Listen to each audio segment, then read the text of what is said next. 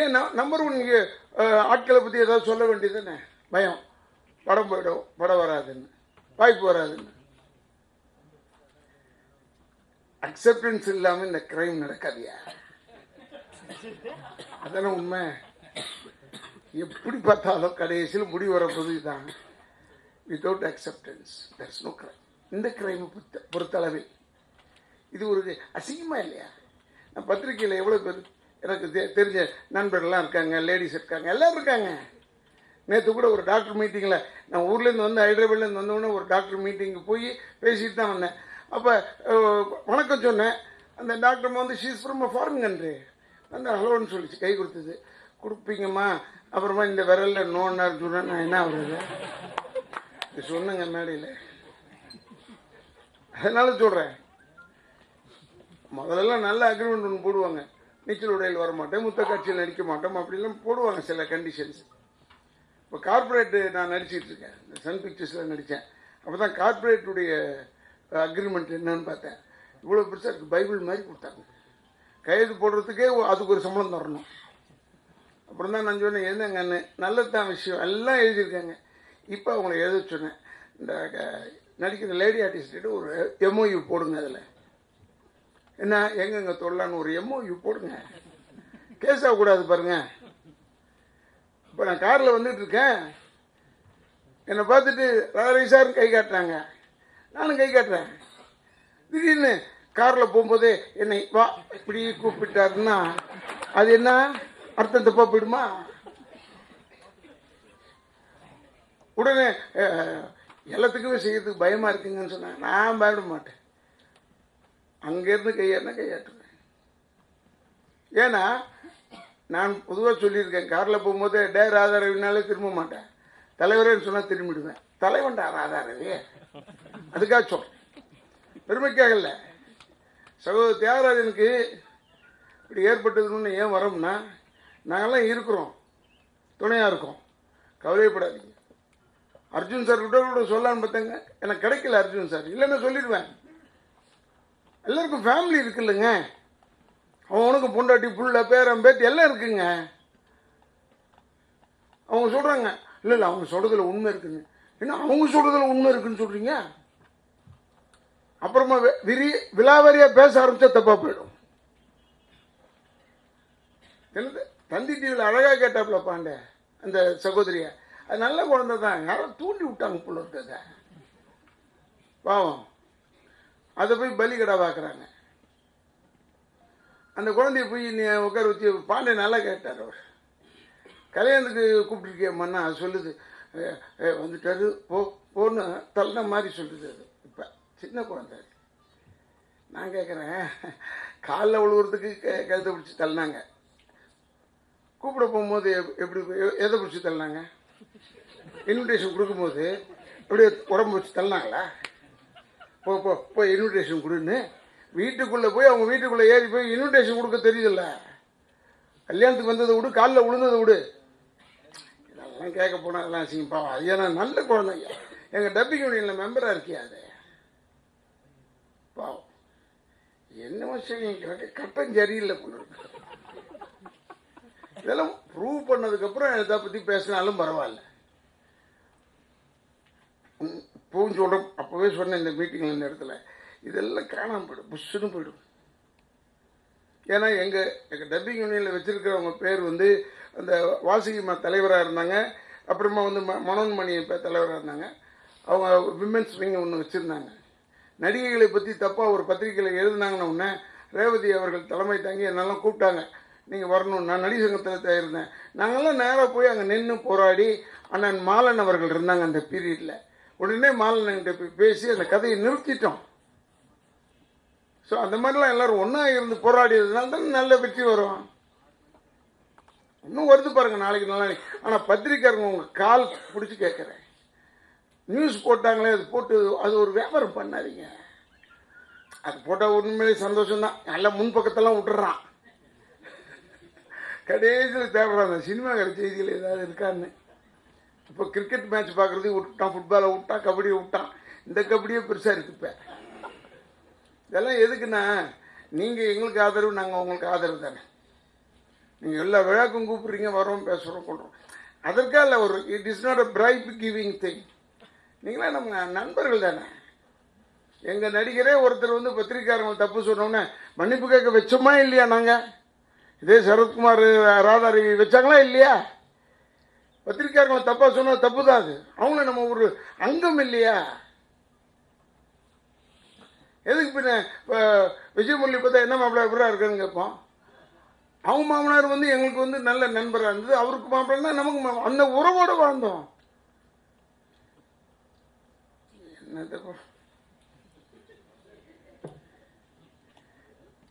அதனால நான் கூட சொன்னேன், எங்களுக்கு வந்து தந்தை பெரியார் வழியில் வந்து இல்லம் எங்கள் வீடு. வெளியே பெண்கள் நாட்டு அளவுன்னு ஒரு போர்டை போட்டுறேன்னு சொன்னேன். என் மனைவி சொல்லிச்சு, கரெக்டுங்க, நான் பெண்களுக்கு சமத்துவம் வேண்டும்னு சொன்ன வீடு இல்லையா, நீ போய் பெண்களே உள்ளே வரக்கூடாது, அடி போய் என்னை தாண்டி தொல்லைக்கு இழுக்கிறாங்க. நீ வேறு நான் சொல்கிறேன், உண்மையிலே யாசகத்துக்கு யார் வந்தாலும் சரி, உதவிக்கு யார் வந்தாலும் சரி, அவ்வளோ பேருக்கு உதவி செஞ்சுட்டு தான் இருப்போம். ஆம்பளை பொம்பளை யார் வந்தாலும் சரி. இப்போ டபிள்யூனியில் நிறைய பேர் வராங்க, ஆனால் எல்லாருக்கும் ஒரு போர்டை போட்டுலாம் பார்க்குறேன், நடு ரோட்லேயே உட்காந்து பேசிடுவோம், பேசிட்டு போங்க. ஏன்னா நமக்கு நடுவில் ஒரு ஸ்க்ரீனை கொண்டாண்டாங்களேன்ற வருத்தத்தில் சொல்கிறேன். நான் ஒரு 65 வயசுக்காரன்ற ஒரு லெவலெல்லாம் சொல்லலை. நான் ஒரு தந்தையாக எனக்கு பேரன் பேத்தி எல்லாம் இருக்குது, அதனால் சொல்கிறேன். நான் அன்னைக்கு சொல்கிறதையும் இன்றைக்கும் சொல்கிறேன், அசிங்கப்படாதீங்க, அசிங்கப்படுத்தாதீங்க. நம்ம எப்படா அசிங்கப்படுவோம் தான் பார்த்துட்டு இருக்காங்க. ஏதோ ஒரு அக்கப்பொருளை என் பேரை போடுறாங்க, அதனால சந்தோஷம். என் பேர் வருது, ராதாரவி இருக்கான்டான்னு நினைக்கிறாங்க. ஏன்னா இப்படியே போச்சுன்னா நாட்கள் திருப்பி பின்னாடி போயிடும். எங்கே போயிடும்? நாடகத்துலலாம் ஸ்ரீபாட் போட்டாங்க பாருங்க, ஆம்பளைங்களே பொம்பளை வேஷம் போட்டாங்கல்ல, அது வந்துடும் சினிமாவில். எதிர்காலத்தில் அதான் வரும் சினிமாவில். பெண்கள் வேஷம் போட்டு ஆண்களே நடித்தாருங்க ஒரு காலத்தில். ஸ்ரீபாட் போட்டாங்க, நடிகர் திலகத்திலேருந்து போட்டிருக்காருங்க ஸ்ரீபாட்டு, புரட்சி தலைவர் போட்டிருக்காரு ஸ்ரீபாட்டு. அதனால சொல்றேன், திருப்பி சினிமாவில் இந்த தொல்லை வேணான்னு நினைச்சோம்னா நிச்சயமாக ஆண்களை பெண்கள் வேடம் போடும் காலங்கள் வரும். அது தேவையானதை நீங்க தான் டிசைட் பண்ணணும். பாவம் அர்ஜுனை போயிட்டு அவரு நைட் டின்னர் கூப்பிடுறாருன்னு சொல்றாங்க. ஏங்க நைட் ஆனா பார்ட்டிக்கு எத்தனை பேர் வரீங்க? யோ யோ யோ யோ யோ எத்தனை பேரை போட்டோ எடுத்து அனுப்புறது வெளியே? ஒரு இன்விடேஷன் வைக்கிறோம், ஒரு having I get together, invitation வைக்க மாட்டாங்க, ஃபோனில் சொல்லுவாங்க, ma'am my birthday party please come. உடனே எல்லாரும் போகிறாங்க. கேட்க வெட்டுறமோ இல்லையோ, இல்லை கேட்க வெட்டுறதுக்கு முன்னாடி பாட்டு திறக்கிறோம், ஜாலியாக தானே இருக்கும். அப்புறம் பாட்டு போட்டால் சமத்துவமாக ஆடுறோம். அதுக்குதான் சத்யராஜ் மாப்பிள்ள அப்போவே செய்வான். நான் ஒரு வாட்டி இதில் பார்த்து அடையார் பார்க்கல, எனக்கு ரொம்ப பிடிச்சது விஷயம், பார்ட்டிக்கு வரும்போது வேட்டி கட்டிட்டு வந்துடுவான். ஏன்டா மாப்பிள்ளன்னு சொன்னேன், ஆட கூப்பிடுவாங்கடா, எப்படா வேட்டி கட்டிட்டு ஆட முடியும், காமிச்சிட்டு ஓடி போயிடுவோம்டா சொல்லுவோம். நல்ல ஐடியா சொன்னான். அப்போ நான் சொன்னேன், அப்போ நான் ஒரு அரை ட்ரௌசர் போட்டு வந்துட்டா பார்த்தா இப்போ ஜேன்னு அரை ட்ரௌசர் போட்டு ஆம்பளை பொம்பளை எல்லாம் போதுங்க உள்ள. அப்போ நாங்கள் முன்னோடியாக சொன்ன விஷயத்தை இப்போ எல்லாம் செய்துங்க. இது எந்த இடத்துல போய் வைக்கிறது? இனிமேல் ஷேரிங் கிடையாதா நமக்கு? நமக்குள்ளே வந்து செக்யூரிட்டி கூப்பிட மாட்டீங்களா? பாவம் போய் ப்ரொடியூசர் கவுன்சில், நான் இப்போ சொல்கிறேன், this will lead to blackmail of the producers. Producer council சகோதரர் விஷால் இருக்கார், அவருக்கு சொல்கிறப்ப இந்த விஷயத்த நீங்கள் ஏதாவது ஒரு ஆக்ஷன் எடுக்கலைன்னா டெஃபினட்டாக இது ப்ரொடியூசர்ஸை பாதிக்கும். Then they will go for blackmailing பெரிய பெரிய ஆஃபீஸர்ஸை. கோர்ட் வரைக்கும் வரும் இந்த விஷயம்னு எனக்கு ஒரு பயம் இருக்கு. எங்களுக்கு சாதகமாக தீர்ப்பு கொடுக்கணும்னா இங்கே வந்துடும் விஷயம். பரவாயில்லையான்னு கேட்டால் என்ன செய்யுது? பயப்படாத ஆளாக இருந்தால் பரவாயில்ல, பயந்துட்டாங்கன்னா, ஏன்னா இது ஒரு வழி இப்போ தெரிஞ்சிருச்சு எல்லாருக்கும், இதில் போட்டால் பயப்படுவாங்கன்னு. எல்லாருமே ஃபேஸ் பண்ணுறதுக்கு ராதாரவே நான் பயப்பட மாட்டேன். யார் வேணால் போடுங்க, இப்போ கூட டப்பிங் யூனியனில் பிளான் பண்ணுறாங்க, ரூமில் உட்காந்துட்டு யோசிக்கிறாங்க ஒரு கும்பல். இந்த அந்த தாசரதின்னு இந்த டைரக்டர் உடைய பையன், அவன் ஒழுங்காக நடிச்சுட்டு ஒழுங்காக இருக்கணும். அவன் அதை விட்டுவிட்டு உட்காந்துக்கிட்டு ஐடியாஸ் கொடுத்துக்கிட்டு உடனே இல்லை அப்போ இந்த பொண்ணை வச்சு ஒன்று போடு யாரை வேணா வச்சு போடுற, நான் தான் உனக்கு பர்மிஷனே தரேனே. சும்மா நீங்கள் செலவு பண்ணி என்ன ப்ரூவ் பண்ண வச்சிடாதீங்க நான் ஆம்பளைன்னு. தயவுசெய்து சொல்கிறேன், அசிங்கப்படுத்தாதீங்க எல்லாரையும். ஒரு அக்ரிமெண்ட்டுக்கே வேலிடிட்டி 1 வருஷம் தானேயா. அக்ரிமெண்ட்டுக்கே வேலிடிட்டி 1 வருஷம்னா ஒரு கம்ப்ளைண்ட்டுக்கு வேலிடிட்டின்னு ஒரு டேட் இருக்காதான்? எப்போ மேனுஃபேக்சரிங் டேட்டு, எப்போ எக்ஸ்பைரி டேட்டு கொடுக்குறோம் மருந்தில் இல்லையா? அதை பார்த்தானே வாங்குறோம் இது எக்ஸ்பைரி டேட்னு. அது மாதிரி இது மேனுஃபேக்சர் ஆனது எப்போ இந்த ப்ராப்ளம், அதுக்கு எக்ஸ்பைரி எப்போ சொல்லு, ஒரு டேட்டை சொல்லு. சும்மா இதெல்லாம் போர். இதெல்லாம் நீங்கள் நானும் பேச வேண்டியது என்ன தெரியுமா? நான் ஒரு படம் எடுக்க போகிறேன், டைரக்ட் பண்ண போகிறேன், அதில் இப்படிலாம் பண்ணுறேன், அதை பற்றி உங்களுக்கு சொல்லணும், நீங்கள் அதை செய்தியாக போடணும். நான் அதில் ஏன்னா நான் வாழ்ந்துட்டு இருக்கிற பத்திரிக்கை தானே, அப்படி தானே இருக்கிறோம் நம்ம. நான் பேரை தினத்தந்தின்னு சொன்னதில் அவங்க தவறாகவே எடுத்துக்க வேணாம். ஏன்னா அவங்களுக்காக நாங்களாம் உழைச்சவங்க, ரோடுக்கு நின்னவங்க நான் அதெல்லாம் இருந்தவன். என்னுடைய ஆதங்கத்தை சொல்கிறேன். இப்போ தியாகராஜன் சொல்லும்போது நான் வருத்தப்படுறேன். ஒன் சைடை கேட்குறீங்க, ஒன் சைடு ஏன் ஒத்துக்க மாட்டீங்க? தியாகராஜன் இப்படி மாட்டார், சிக்கினார் போட்டீங்க, தப்பிச்சதை போடுங்க, அப்புறமா அதையும் போட மாட்டீங்க. நாட் டு த பிரஸ், ஜென்ரலாக கேட்குறேன் நான் கேள்வி. இப்படி பண்ணாதீங்க, சேர்த்து சொல்கிறேன். ஏன்னா அதுக்கு ஒரு குற்றம் நிரூபிக்கப்பட வேண்டும். இவ்வளோலாம் இருக்குது. ஒன்று அவங்க சொல்லுது, ஐயோ அந்த குழந்தை பாவையா, அது தவிக்கிறியாது, யாரோ தூண்டி விட்டு உள்ளே உட்காந்துருச்சு, இப்போ பாடுறதை விட்டுட்டு பேச ஆரம்பிச்சிருச்சு. உண்மையாக அது சொல்லுது, என் பாஸ்போர்ட் மிஸ் ஆகிடுச்சு, எங்கே வச்சேன்னு தெரியலன்னு.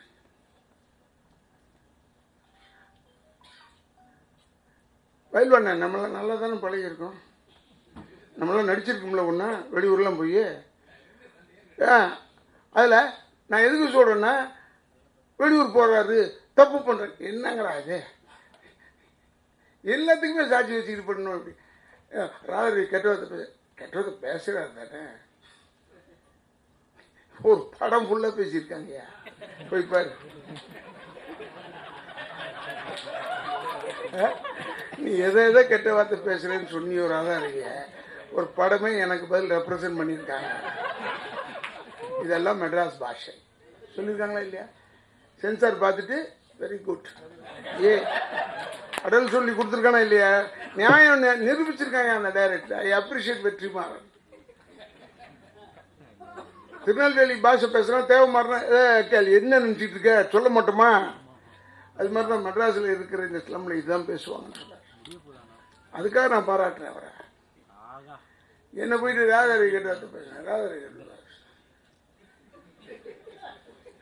நான் சுத்த எழுத்தால சொல்றேன். மயிறு என்பது சுத்தமான எழுத்தால் இல்லையா, தமிழ் இல்லையா? அது ரோமம்னு சொல்றதுக்குள்ள கிழிஞ்சு போயிடும். நீ போய் சிலோர்ல போய் ஐஸ்கிரீம் சாப்பிட்டு பாரு,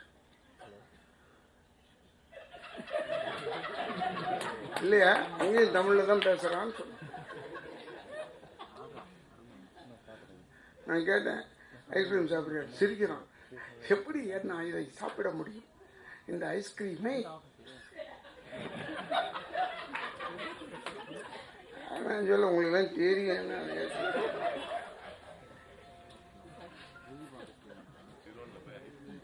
நான் என்ன சொல்றேன், இதெல்லாம் ஒரு கேவலமான விஷயம். இந்த கேவலமான விஷயத்தை தயவுசெய்து பத்திரிகை நண்பர்கள் உங்க எல்லாருடைய பாதங்களை தொட்டு கேட்டுக்கிறேன். நான் ஒரு சகோதரனா கேட்கிறேன், எவ்வளோ பெரிய ஆளு, வேலை எவ்வளோ பெரிய ஹீரோ, எவ்வளோ பெரிய குடும்பம், அவன் பிள்ளை எவ்வளோ பெரிய ஹீரோ. எனக்கு ஃபேமிலி இருக்குல்ல, என் மனைவி கஷ்டப்படுவாள், என் பொண்ணு சொல்லிட்டு இருந்தாங்க. வீட்டில் சொன்னோன்னு அது போய் சொல்லிட்டாங்க என் பொண்ணுக்கிட்ட. என் பொண்ணு இல்லை, டாடி நல்ல தைரியமாக பேசுங்க. என்ன எது தியாகராஜா அங்கிளுக்கு சப்போர்ட் பண்ணி தைரியமாக பேசுங்க. நம்மகிட்ட தைரியத்துக்கு தான் பஞ்சமா என்ன. ஆனால் விடாதீங்க, கூட இருங்க, எல்லாரோடையும் என்ன உதவி செய்யுங்க, போய் இருங்க, நில்லுங்க, நீங்கள் தானே ஆபத்து பாந்தவனாக இருப்பீங்க, போய் நில்லுங்கன்னு சொன்னாங்க. எதுக்கு சொல்கிறேன், இதெல்லாம் ராங் மெசேஜ் வெளியே விடாதீங்க. ஒரு நல்ல குடும்பத்தை கெடுக்காதீங்க இப்படிலாம். ஒன்றுமில்ல, அந்த கம்ப்ளைண்ட் யார் பண்ணாலும் சரி, 10 பொருத்தம் பார்க்குற மாதிரி பார்த்தோம்னா எத்தனை பொருத்தம் சரியாக இருக்கும் இல்லையா? கல்யாணத்துக்கு முன்னாடி 10 பொருத்தம் பார்க்குறோம். அதே மாதிரி இனிமேல் வந்து யாராவது லேடி ஆக்டிவ் வந்து நடிக்கிறாங்க போடுறாங்கன்னு சொன்னால் 10 பொருத்தம் பார்க்கணும். ஃபர்ஸ்ட் ஜென்யூனிட்டி பார்க்கணும், நல்லா கரெக்டாக இருக்கா. ஜென்யூனிட்டி பார்த்தா என்ன வருது? இதெல்லாம் எல்லாருக்கும் எல்லாம் தெரிஞ்ச காலங்கய்யா. இப்போ எல்லாம் எல்லாத்துக்கும் தெரிஞ்ச காலங்க. இது எதை அசிங்கமாக எடுத்துக்கிறாங்களோ அது கோவில்களில் இல்லாத சிலைகளா? எத்தனையோ சிலைகள் இருக்கு, அதை நம்ம அசிங்கமாக பார்த்ததே இல்லையே. அதை கலை நுணுக்கத்தோடு பார்க்கிறோம். 3000 ஆண்டுகளுக்கு முன்னால் இப்படி ஒரு சிலை செய்திருக்கிறார்கள், அப்படி தானே ரசிக்கிறோம். செஞ்சவனை போய் அதான் எவ்வளோ திமிர் இருந்தால் இப்படி செஞ்சுருப்பான் இவன், அவனை கைது பண்ண வேண்டும் ஒரு கம்ப்ளைண்ட் கொடுத்தா சிற்பம் அடிக்கிற மாதிரி இருக்குது. எல்லாரும் ஆர்கியாலஜி டிபார்ட்மெண்ட்டுக்காரன் என்ன செய்வான்? எத்தனை ஆண்டு காலத்துக்கு முன்னாடியே போட்டிருக்காங்க அந்த சிலையெல்லாம். இன்னொன்று நீங்களாம் ஹெல்ப் பண்ணுங்க, அவ்வளோதான் சொல்லுவேன் நான். ஏன்னா இது டெஃபினட்டாக இது வந்து பிளாக்மெயிலிங்கில் வந்து விடும். நீங்கள் இப்படி என்கரேஜ் பண்ணிக்கிட்டே இருந்தோம்னா எல்லாரும் இட் லீட் டு பிளாக்மெயிலிங். மீட்டூன்னு ஆரம்பித்த பெண்மணியை பார்த்துருப்பீங்க நீங்கள் பத்திரிக்கையாளங்க. நானே பார்க்கும்போது நீங்கள் பார்த்துருக்க மாட்டீங்களா? அமெரிக்காவில் ஆரம்பித்த பெண்மணியை, அது கருப்பர் இனத்தை சேர்ந்த பெண்மணி. அது எதுக்கு ஆரம்பிச்சதுன்னா, மீட்டு எங்கள் இனத்தை கேவலப்படுத்துகிறார்கள் வெள்ளைத்தோல் உள்ளவர்கள், அதற்காக ஆரம்பிக்கப்பட்டது மீட்டு. பேசிக் தெரியாமல் நீங்கள் மீட்டு ஆரம்பித்தது பூரா பெண்களுக்கு பாதுகாப்பு, அப்படியே இல்லை, ரேசஸ் பாதுகாப்பு. அது தாழ்த்தப்பட்டவர் என்ற நிலையில் இருக்கும் எங்களை இப்படி பண்ணார்கள். தந்தை பெரியார் ஆரம்பிச்சார் இல்லைங்க, அதான் மீட்டு. சிம்பிளாக சொல்கிறேன் உங்களுக்கு, பெண்களுக்கு சமத்துவம் வேண்டும் என்று கூறினார் தந்தை பெரியார். அவர் வந்து இப்பவே சொல்லுவார், வேணவே வேணாம், நான் சொன்னது தப்புடான்னு. ஏன்னா அது அட்வான்டேஜ் எடுத்துக்கிறாங்க.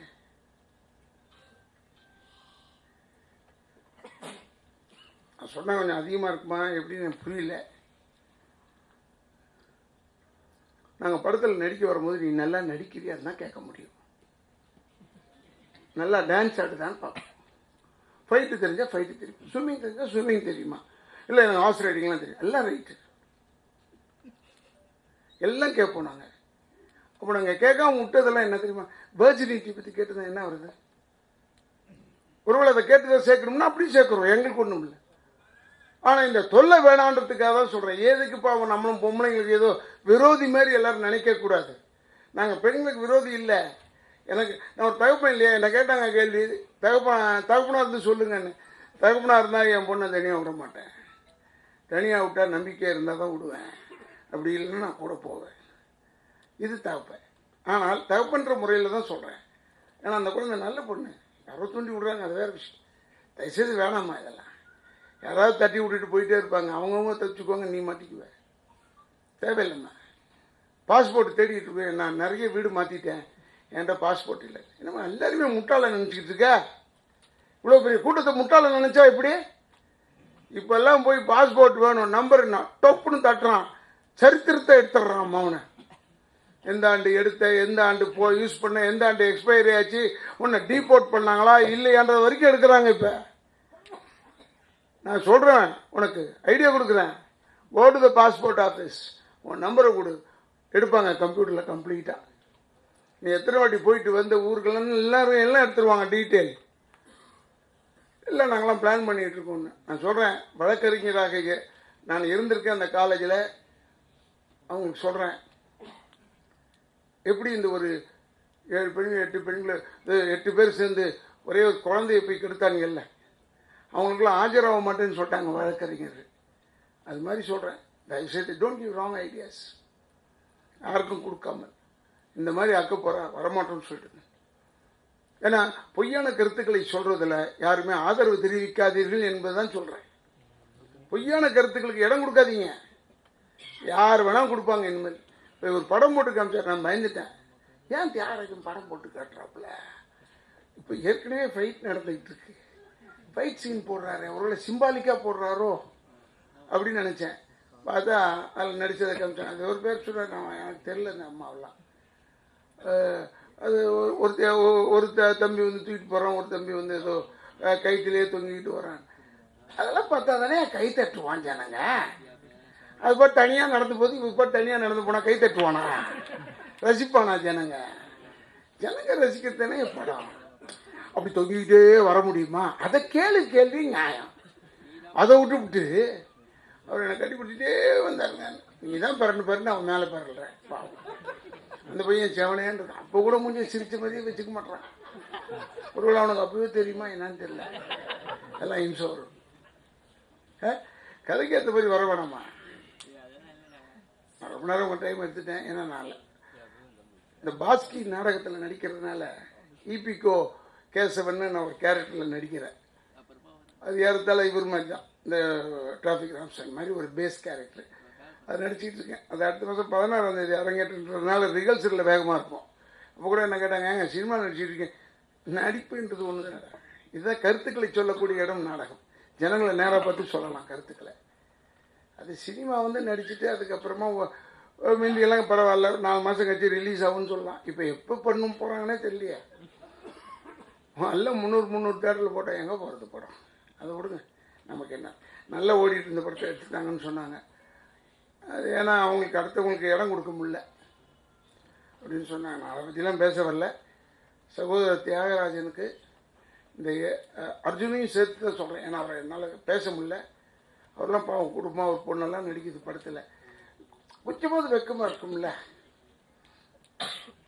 நல்லா எங்கள் ஐயா வந்து எம்ஜிஆர் சுட்டுட்டாருன்னு சொன்னேன். இந்த ஒரு வாரம் என்னால் ஸ்கூலுக்கு போக முடியல. அப்புறம் எங்கள் பிரின்சிபல்கிட்ட போய் சொல்லி இப்படி ஒரு ரூல் போடுங்கன்னு அனௌன்ஸ் பண்ணார் அவர்.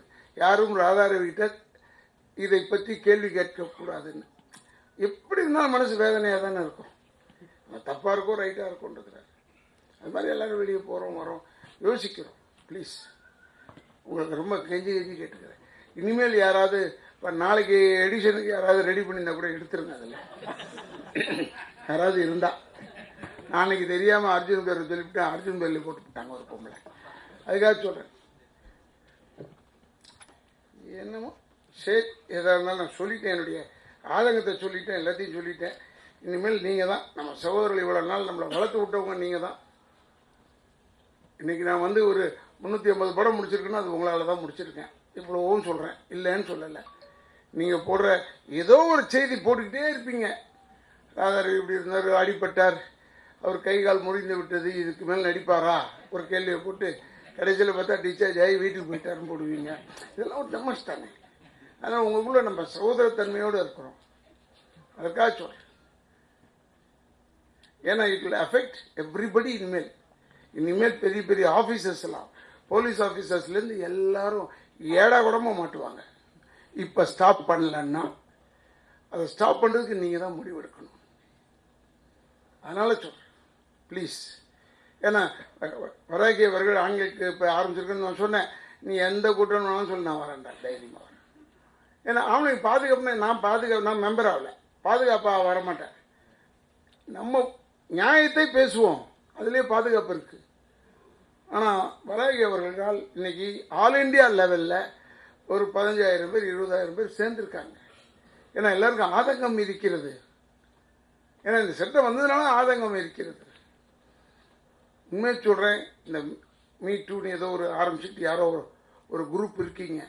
இந்த மீ டூன்னு கழுதிய டைம் வேஸ்ட் பண்ணுறதுக்கு பதிலாக லஞ்சம் வாங்குவதை தடுப்பது எப்படின்னு ஒரு மீ டூவோ ஏதோ ஒன்று ஆரம்பித்து இங்கே நாங்கள் லஞ்சம் கொடுத்தோம், இங்கே நாங்கள் லஞ்சம் கொடுக்குறோம், இதற்கு லஞ்சம் கொடுத்தோம், இது தப்பாக இருக்குது அப்படின்னு சொல்லி போடுங்க. கோவிலுக்கு பர்மிஷன் வாங்குறதுக்கு ஒரு 1 கேட் பர்மிஷன் சொல்கிறாங்க. ஆனால் இங்கே கோவிலுக்கு எத்தனை கேட் இருக்கோ அத்தனை கேட்லேயும் பர்மிஷனுக்கு பணம் கொடுத்துட்டு போகிறோன்னு எழுதுங்க. அது செஞ்சீங்கன்னா லஞ்சம் ஒழியும் இந்தியாவில். அதுதான் நல்ல விஷயம். லஞ்சம் ஒழிப்பதை விட்டுவிட்டு இதை போய் பெண்களை காப்பாற்றுறதுக்கு 78 சட்டம் இருக்குல்லாம். எல்லா ஜனங்க இருக்கோம். நாங்கள்லாம் எங்களை போன்றவர்களாம் நிறைய இருக்காங்க. எல்லாருக்கும் உதவி செய்ய. இப்போ அனிதா என்ற ஒரு ஒரு பெண்மணி படிப்பு கிடைக்கலன்னு செத்து போயிட்டா, தற்கொலை பண்ணிட்டா. அதற்கு எல்லாரும் போய் விஜயிலேருந்து போய் வீட்டில் போய் உட்காந்துட்டு வரலையா, துக்கம் விசாரிச்சுட்டு வரலையா? அதனால சொல்றேன், பெண்களுக்கு பாதுகாப்புக்கு நாங்கள் இருக்கோம் என்று சொல்லி இப்படி இவ்வளவு பேர் வந்திருக்கீங்க. தியாகராஜன் சார் அழைத்ததின் பேரில் இவ்வளவு பேர் வந்திருக்கீங்க. அவருக்கு மட்டும் ஆதரவு தெரிவிக்காமல் எல்லாருக்கும் ஆதரவு தெரிவிங்க என்று சொல்லி, இது ஏன்னா நோவாமல் நோன்பு வைக்கிற மாதிரி விஷயம். அவர் செலவு பண்ணுவார், நான் வந்து சொல்லிட்டு போயிட்டேன். உண்மை செய்திகளை உங்கள் கண்முன் கொண்டு வரும் காவிரி நியூஸின் யூடியூப் சேனலை சப்ஸ்கிரைப் செய்யுங்கள். நொடிக்கு நொடி நாட்டு நடப்புகளை தெரிந்து கொள்ள kaverinews.tv, Facebook, Instagram, Twitter போன்ற சமூக வலைதள பக்கங்களோடு எப்போதும் இணைந்திருங்கள்.